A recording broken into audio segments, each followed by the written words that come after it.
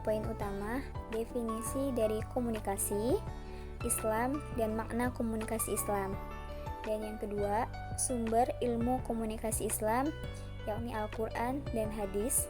Dan yang ketiga, sumber ilmu komunikasi, kitab para ulama dan ilmu komunikasi. Dan yang keempat, konsep dasar komunikasi Islam. Yang kelima, fungsi dari komunikasi Islam. Dan yang keenam, bentuk-bentuk dari komunikasi Islam.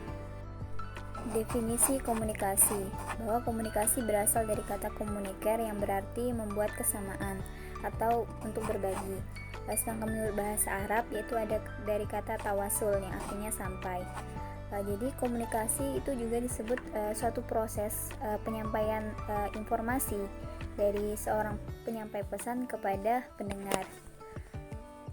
Sedangkan definisi Islam, Islam adalah menyerahkan diri kepada Allah serta damai, selamat, dalam artian bahwa tujuan dari Islam adalah damai dan keselamatan.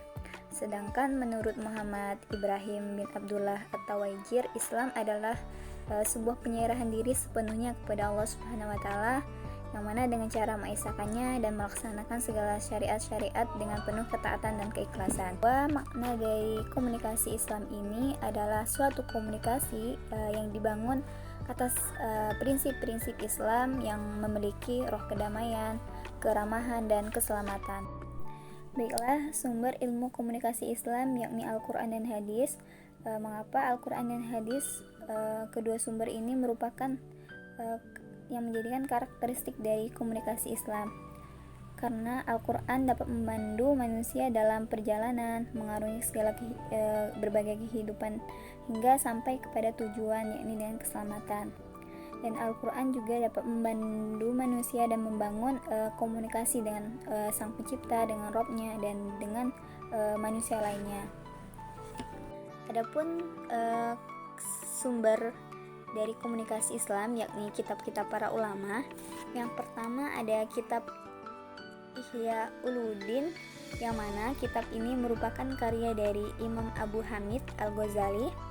Kitab ini membahas banyak hal, yang ini diantaranya membahas tentang komunikasi Islam yang terkait tentang afat al-lisan, yaitu penyakit lisan.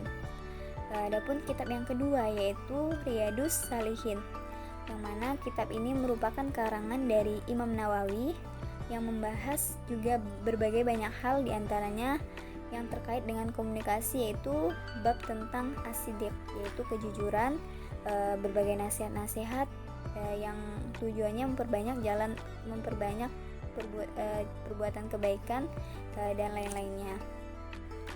Adapun konsep dasar dari komunikasi Islam, yang pertama adalah komunikasi itu ada sejak manusia itu ada. Dan yang kedua, bahwa komunikasi itu terkait dengan pandangan Islam terhadap manusia. Yang ketiga, komunikasi itu adalah suatu kebutuhan manusia untuk melaksanakan kehidupannya. Dan yang keempat, bahwa komunikasi adalah suatu wujud kasih sayang Allah untuk kita saling berinteraksi dengan sama, berinteraksi terhadap manusia yang lainnya, bahkan berinteraksi kepada Tuhan. Yang kelima, komunikasi bertujuan untuk saling mengenal antar manusia, yang mana untuk mewujudkan semangat dan takwa. Selanjutnya, fungsi dari komunikasi Islam. Yang pertama, memberikan informasi. Yang kedua, memberi keyakinan. Dan yang ketiga, memberikan motivasi. Keempat, sosial. Yang kelima, memberikan bimbingan. Dan yang keenam, memberikan kepuasan spiritual. Bentuk komunikasi Islam yang pertama ada komunikasi dengan Sang Pencipta, maksudnya bagaimana kita berkomunikasi dengan Sang Pencipta. Misalnya kita yaitu berkomunikasi dengan Allah, ini dengan cara beribadah, dengan sholat, dengan berdoa, itu merupakan bentuk komunikasi kita terhadap Sang Pencipta. Yang kedua, komunikasi antar sesama manusia, bagaimana kita berkomunikasi dengan orang-orang di sekitar. Kemudian komunikasi dengan kelompok.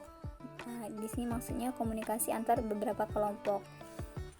Mungkin itu yang dapat saya sampaikan. Mohon maaf masih banyak kekurangan, dan Akhir kata saya ucapkan wabillahi taufiq wal hidayah. Wassalamualaikum warahmatullahi wabarakatuh.